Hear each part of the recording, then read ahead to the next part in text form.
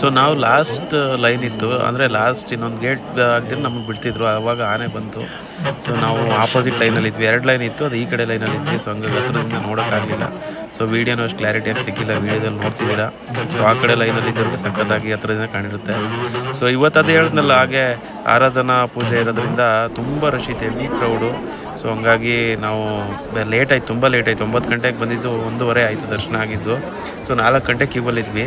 But ಏನಪ್ಪ ಒಂದು ಖುಷಿ ಅಂದರೆ ಆತ್ಮತೃಪ್ತಿ, ಮನಸ್ಸಿಗೆ ಸಂತೋಷ ಅಂದರೆ 4 ಗಂಟೆ ಕ್ಯೂವಲ್ಲಿದ್ರೂ ಅಷ್ಟು ನಿಂತ್ಕೊಂಡು ಕಾಲು ನೋವೇನೇ ಇದ್ರೂ 2 ನಿಮಿಷ ಹಂಗೆ ದೇವ್ರ ಮುಂದ್ಗಡೆ ದರ್ಶನ ಮಾಡ್ಕೊಂಡು ಕೈ ಮುಗಿದ್ಬಿಟ್ಟು ಬಂದಿದ್ದ ತಕ್ಷಣ ಕಾಲು ನೋವಿಲ್ಲ, ಏನೂ ಇಲ್ಲ. ಅಷ್ಟೊಂದು ಏನೋ ಒಂಥರ ಸಂತೋಷ, ತೃಪ್ತಿ, ಕಾಲು ನೋವು ಇದ್ದಿದ್ದೆಲ್ಲ ಹೊರಟಾಯ್ತು. ಅಷ್ಟು ಖುಷಿ ಆಯಿತು. ಅದು ಮಾತ್ರ ತುಂಬ ಇಷ್ಟ ಆಯಿತು. ಯಾಕೆಂದರೆ 4 ಅವರು ಹೆಂಗಪ್ಪ ನಿಂತ್ಕೊಳ್ಳೋದು, ನಿಲ್ಲಕ್ಕೆ ಆಗ್ತಿರ್ಲಿಲ್ಲ. ಕೆಳಗಡೆ ಜಲ್ಲಿ ಬೇರೆ ಹಾಕ್ಬಿಟ್ಟಿದ್ರು.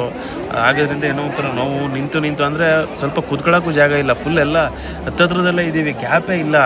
ಅಷ್ಟು ಜಾಗನೇ ಇಲ್ಲ, ಹಿಂದೆ ಮುಂದೆ ಆಡೋಕ್ಕೂ ಜಾಗ ಇಲ್ಲ, ಅಷ್ಟೊಂದು ರಶ್ ಇದೆ. ಅದ್ರಲ್ಲಿ ಬೇರೆ ಬ್ಯಾಚ್ ವೈಸ್ ಬಿಡ್ತಿದ್ದಾರೆ ಎಲ್ಲ. ನನಗೂ ತುಂಬ ಕಾಲೆಲ್ಲ ಪೈನ್ ಬಂದ್ಬಿಟ್ಟಿತ್ತು, ಮಕ್ಕಳೆಲ್ಲ ಅಳ್ತಾ ಇದ್ದೋ.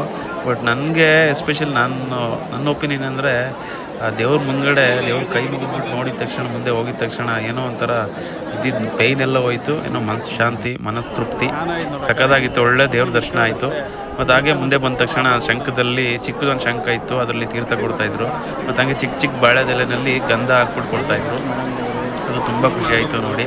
ಆಮೇಲೆ ನೀವು ಒಂದು ಅಬ್ಸರ್ವ್ ಮಾಡ್ಬೋದು, ಇಷ್ಟೊಂದು ಜನ ಎಲ್ಲ ಬಂದಿದ್ದಾರೆ ಅಂದರೆ ಅಷ್ಟು ದೇವರು ಪವರ್ಫುಲ್ಲು ಅನ್ನೋ ನಂಬಿಕೆ ಆ ಥರ ಇದೆ ಅಂತಲೇ ಹೇಳ್ಬೋದು. ಸೊ ಹಂಗಾಗಿ ಇಷ್ಟು ಜನ ಬಂದಿರೋ, ಇಷ್ಟು ರಶ್ ಇದೆ.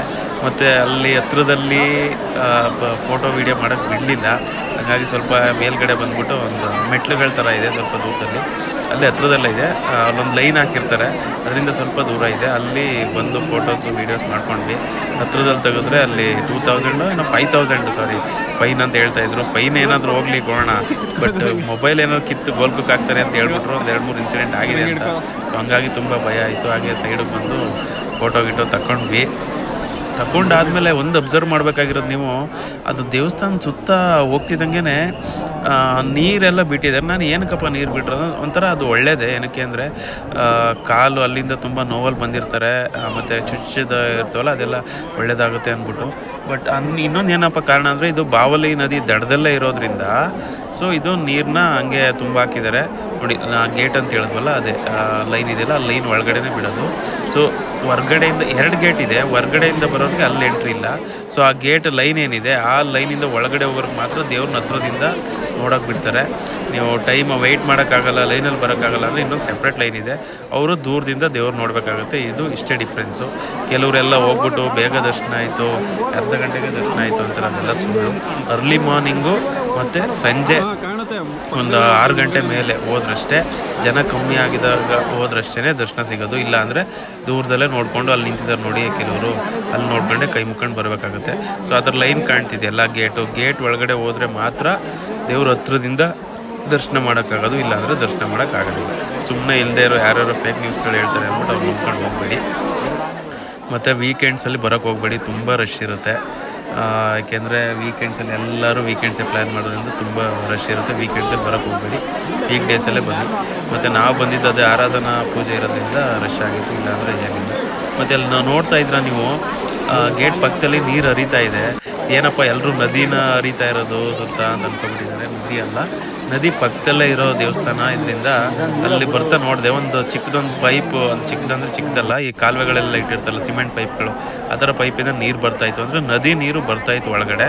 ಸೊ ಅದು ಒಂಥರ ತುಂಬ ಒಳ್ಳೇದೇ ಅನ್ನಿಸ್ತು. ಚೆನ್ನಾಗಿತ್ತು ಇದು ಫೆಸಿಲಿಟಿ, ನಾನು ಫಸ್ಟ್ ಟೈಮ್ ನೋಡಿದ್ದು. ಸೊ ಚೆನ್ನಾಗಿತ್ತು. ಒಂಥರ ಕಾಲಿಗೆ ಒಂಥರ ಬಿಸಿಲಿರೋದ್ರಿಂದ, ಮತ್ತು ಕಾಲು ಚುಚ್ಚೋದು ಮುಳ್ಳು ಕಲ್ಲುಗಳೆಲ್ಲ ಇರ್ತವೆ, ಎಲ್ಲ ನಡ್ಕೊಬಂದಿರೋದು ಎಲ್ಲ ಇದಾದ್ರಿಂದ ಒಳ್ಳೆ ಏನೂ ಆಗಬಾರ್ದು ಅನ್ನೋ ಕಾರಣಕ್ಕೆ ಹಾಕಿದರು. ತುಂಬ ಚೆನ್ನಾಗಿತ್ತು, ಖುಷಿ ಆಯಿತು. ಅದಾದಮೇಲೆ ಫೋಟೋಸ್ ತಗೊಂಡು ಹಾಗೆ ಒಂದು ರೌಂಡ್ ಬಂದ್ವಿ. ದೇವಸ್ಥಾನ ಸುತ್ತ ಒಂದು ಗುಡಿಸ್ಲೇನು ಕಟ್ಟಿದ್ದಾರೆ, ರೌಂಡ್ ಬಂದ್ಬಿಟ್ಟು ಹಾಗೆ ಹೊರಟು ಲೈನಲ್ಲೂ ಸ್ವಲ್ಪ ದೂರ ಹಂಗೆ ನೀರು ಹರಿತಾನೆ ಇತ್ತು. ಅಂದರೆ ಒಳಗಡೆ ಇತ್ತಲ್ಲಿ ನೀರು ಜಾಸ್ತಿಯಾಗಿ ಹರಿತಾ ಇತ್ತು. ಇದು ಹರಿದಿರೋದು ನೀರು ಬಂದು ನದಿಗೆ ಸೇರುತ್ತೆ. ಅಂದರೆ ಪಕ್ಕದಲ್ಲೇ ಬಾವಲಿ ನದಿ ಅಂತಿದೆ, ಅದು ಜಾಸ್ತಿ ದೂರ ಏನಿಲ್ಲ, ಒಂದು ಅಲ್ಲೇ ವಾಕೇಬಲ್ ಇಲ್ಲ, ಒಂದು 10-20 ಹೆಜ್ಜೆ ಹಾಕಿದ್ರೆ ಸಿಕ್ಬಿಡುತ್ತೆ ನೋಡಿ. ಇದೇ ಬಾವಲಿ ನದಿ. ಸೊ ಇದ್ರ ದಡದಲ್ಲೇ ಕಟ್ಟಿರೋದು. ಶಿವನ ದೇವಸ್ಥಾನ ವಡಕೇಶ್ವರ, ಕೊಟ್ಟಿಯೂರು ವಡಕೇಶ್ವರ ದೇವಸ್ಥಾನ ಏನಿದೆ ಅದರಿಂದ ಪಕ್ಕದಲ್ಲೇ ಕಟ್ಟಿರೋದು, ಟೆಂಪ್ರವರಿಯಾಗಿ ಗುಡಿಸ್ಲಾಕಿ. ನೋಡಿ ಇಲ್ಲಿ ನೋಡ್ತಿದ್ದೀರಾ ನೀವು, ಇಲ್ಲೇನಾಗಿದೆ ಅಂದರೆ ನದಿ ಹತ್ರ ಸ್ನಾನ ಮಾಡೋದು ನೋಡಿ, ಬಟ್ಟೆಗಳೆಲ್ಲ ನೋಡಿ ವೀಡಿಯೋದಲ್ಲಿ ಕಾಣಿಸ್ತಿದೆ, ಬಟ್ಟೆಗಳು ಇನ್ನರ್ ವೇರ್ಸು ಏನಿದೆ ಎಲ್ಲನೂ ಅಲ್ಲೇ ಎಸ್ಬಿಟ್ಟು ಹೋಗ್ತಾರೆ, ಅದು ಗಲೀಜಾಗುತ್ತೆ. ಸೊ ಅದೇ ಕಾರಣಕ್ಕೆ ಅವರು ದೇವಸ್ಥಾನದವರು, ಯಾಕಂದರೆ ಎಷ್ಟು ಕ್ಲೀನಾಗಿ ಇಟ್ಕೊಂಡು 1 ವರ್ಷ 28 ದಿನ ಅಷ್ಟೇ ಪೂಜೆ ಇರೋದು. ಸೊ ಹೊರ್ಗಡೆ ಭಕ್ತಾದಿಗಳು ಬರ್ತಾರೆ ಅಂದ್ಬಿಟ್ಟು ಅವ್ರು ನೀಟಾಗಿ ಇಟ್ಕೊಂಡಿರ್ತಾರೆ. ಮತ್ತು ಇನ್ನೊಂದು ಹೋಗ್ತಾನೆ ಬೋರ್ಡ್ ಹಾಕಿದ್ದಾರೆ, ಎಕೋ ಫ್ರೆಂಡ್ಲಿ ಟೆಂಪಲ್ ಅಂದ್ಬಿಟ್ಟು. ಯಾಕೆಂದರೆ ಯಾವುದೇ ನೈಸರ್ಗಿಕ ನ್ಯಾಚುರಲ್ ಕಾಡಿನ ಒಳಗಡೆ ಇರೋದ್ರಿಂದ, ಮರ ಗಿಡಗಳ ಮಧ್ಯೆ ಇರೋದ್ರಿಂದ ಎಕೋ ಫ್ರೆಂಡ್ಲಿ ಟೆಂಪಲ್ ಅಂತ ಹಾಕಿದ್ದಾರೆ. ನಾವು ಅದನ್ನು ಹಾಳು ಮಾಡಬಾರ್ದು. ಸೊ ಆದಷ್ಟು ಹೋದವರು ಸ್ವಚ್ಛತೆಯನ್ನು ಕಾಪಾಡಿ, ಪ್ಲಾಸ್ಟಿಕ್ ಏನೇ ಇದ್ರೂ ಹೊರಗಡೆನೆ ಹಾಕಿ, ಇಲ್ಲ ಡಸ್ಟ್ಬಿನ್ಗಳು ಇಟ್ಟಿದ್ದಾರೆ ಅಕ್ಕಪಕ್ಕದಲ್ಲಿ ಹಾಕಿ. ಸೊ ಆಯಿತು, ದೇವಸ್ಥಾನ ಮುಗಿಸ್ಕೊಂಡು ನಾವು ಬಂದಿದ್ದೆ ಶಾಪಿಂಗ್ಗೆ. ಯಾಕೆಂದರೆ ಮನೆಗೆ ಹೋದ ತಕ್ಷಣ ಹೆಂಡ್ತಿ ಮಕ್ಕಳು ಏನು ತಂದಿದ್ದೀರಾ ಅಂತ ಕೇಳ್ತಾರೆ, ಅದರಲ್ಲೂ ನನ್ನ ಮಗನಿಗೆ ಏನು ತಂದಿದ್ಯಾ ಅಂತ ಜಗಳನೇ ಮಾಡ್ತಾರೆ. ಸೊ ಹಂಗಾಗಿ ನಾನು ಹೆಂಡ್ತಿ ಮತ್ತು ಮಗುಗೆ ಏನಾದ್ರು ತೊಗೋಬೇಕು ಅಂತ ಶಾಪಿಂಗ್ ಹೋದ್ವಿ. ಅಂದರೆ ದೇವಸ್ಥಾನದಿಂದ ಹೊರಗಡೆ ಎಕ್ಸಿಟ್ ಆದ ತಕ್ಷಣವೇ ನೀವು ಪಾರ್ಕಿಂಗ್ ಮಾಡಿರ್ತೀರಲ್ಲ, ಅಲ್ಲೇ ರೈಟು ಲೆಫ್ಟಲ್ಲಿ ತುಂಬ ಅಂಗಡಿಗಳಿದೆ, ಈ ಥರ ಸ್ಟೇಷನರಿ ಸಾಮಾನುಗಳದ್ದು ತೊಗೋಬೋದು. ಅದಾದಮೇಲೆ ನಾವು ಬೆಳಗ್ಗೆ ದೇವಸ್ಥಾನ ಲೇಟ್ ಆಗಿಬಿಡುತ್ತೆ, ಬೇಗ ದರ್ಶನ ಮಾಡ್ಕೊ ಬಂದ್ಬಿಡೋಣ ಅಂತ ಹೋಗಿದ್ವಿ. ಬಟ್ ಇಷ್ಟೊತ್ತು ಆಗುತ್ತೆ ಅಂತ ಗೊತ್ತಿರಲಿಲ್ಲ. ಎಲ್ರಿಗೂ ಹೊಟ್ಟೆ ಕಾವು ಅಂತ ಇತ್ತು, ಯಾಕೆಂದರೆ ಬೆಳಗ್ಗೆ ತಿಂಡಿನೂ ತಿಂದಿರಲಿಲ್ಲ, ಹಂಗೆ ಹೊಂಟೋದ್ವಿ. ತುಂಬ ಹೊಟ್ಟೆ ಹಸಿತಾಯಿತ್ತು. ಎಲ್ಲಿ ಹೋಗೋಣ ಅಂದ್ಬಿಟ್ಟು ಹಂಗೆ ನೋಡಿಕೊಂಡು ಅವೆಲ್ಲ ಪಂಚೆ ಎಲ್ಲ ಹಾಕಿದ್ವಲ್ಲ, ಹಂಗೆ ಏನು ಡ್ರೆಸ್ ಚೇಂಜ್ ಮಾಡೋಕ್ಕೆ ಲೇಟ್ ಆಗುತ್ತೆ ಅಂದ್ಬಿಟ್ಟು ಹಂಗೆ ಹೋಟ್ಲು ನೋಡಿಕೊಂಡು ಹೋದ್ವಿ. ಅಲ್ಲೇ ಹೋಗ್ತಾ ಎಲ್ಲ ನಾನ್ ವೆಜ್ಗಳಿತ್ತು. ಅಂದರೆ ಸ್ವಲ್ಪ ದೂರ ಹೋದಂಗೆ, ಅಂದರೆ ನಮ್ಮ ಹತ್ರದಲ್ಲಿ ಎಲ್ಲೂ ಸಿಗಲಿಲ್ಲ ಹೋಟ್ಲು. ಒಂದು ಸಿಕ್ತು, ಅದು ನಾನ್ ವೆಜ್ ಇತ್ತು.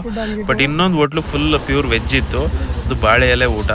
ಮತ್ತು ಇನ್ನೊಂದು ಏನಪ್ಪ ಅಂದರೆ ಪಿಂಕ್ ಕಲರ್ ವಾಟ್ರ್ ಇತ್ತು. ನನಗೆ ಖುಷಿ ಆಯಿತು, ಬಟ್ ಕುಡಿದ ತಕ್ಷಣ ಸಖತ್ತಾಗಿತ್ತು ಅದು ವಾಟ್ರು. ನನಗೂ ಗೊತ್ತಿರಲ್ಲ ಅದು ಯಾವುದ್ರಲ್ಲಿ ಮಾಡ್ತಾರೆ ಏನು ಅಂತ, ಬಟ್ ಚೆನ್ನಾಗಿತ್ತು. ಸೊ ಬಾಳೆದೆಲೆ ಊಟ, ಮೀಲ್ಸು ಸಖತ್ತಾಗಿತ್ತು. ಸೊ ಪಿಂಕ್ ಕಲರ್ ವಾಟ್ರ್ ಯಾವುದ್ರಲ್ಲಿ ಮಾಡಿರ್ತಾರೆ ಅಂತ ನಿಮ್ಗೇನಾದ್ರು ಗೊತ್ತಿದ್ದರೆ ಕಮೆಂಟ್ ಬಾಕ್ಸಲ್ಲಿ ತಿಳಿಸಿ. ಹಾಗೆ ಚಾನಲ್ನ ಸಬ್ಸ್ಕ್ರೈಬ್ ಮಾಡಿ, ಲೈಕ್ ಮಾಡಿ. Thank you.